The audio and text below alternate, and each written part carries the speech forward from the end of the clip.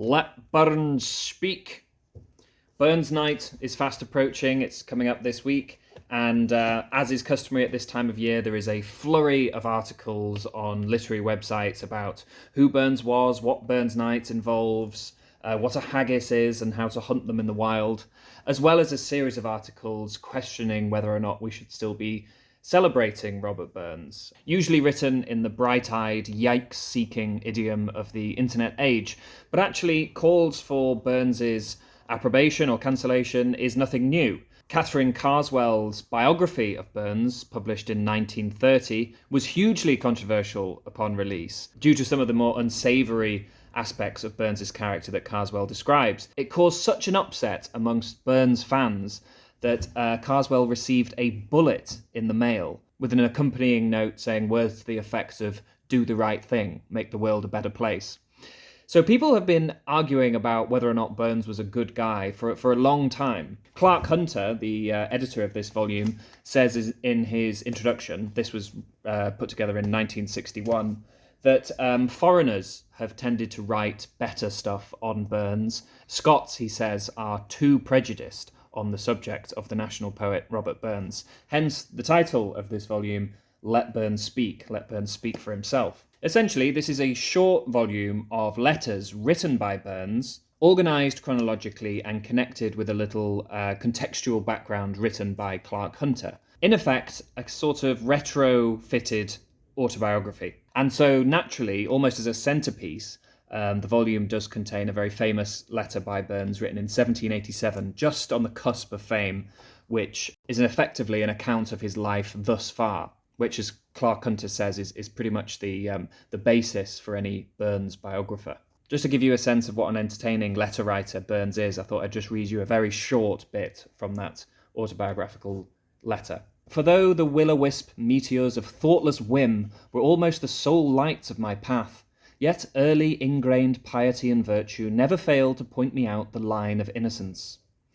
The great misfortune of my life was never to have an aim. I had felt early some stirrings of ambition, but they were the blind gropings of Homer's Cyclops round the walls of his cave.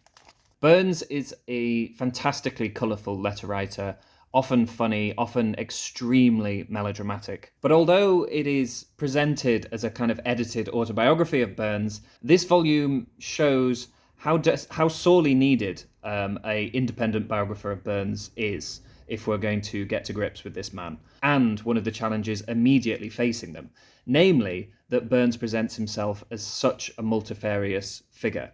Across the letters in this volume, he sounds like 100 different people. He is extremely inconsistent, duplicitous, but also inconsistent in register. He will sound like the boozy, bawdy bard of stereotype, and then in the same day, he will write a love letter in which he sounds like a simpering pedant. He'll write letters that are shockingly diligent and, dare I say, even dull in his capacity as an exciseman. He'll be thoughtful, fatherly, and generous in one letter, and then miserly and at times upsettingly callous in the next. Now, this book is a labour of love. It was written or put together by Clark Hunter for the members of the Paisley Burns Club.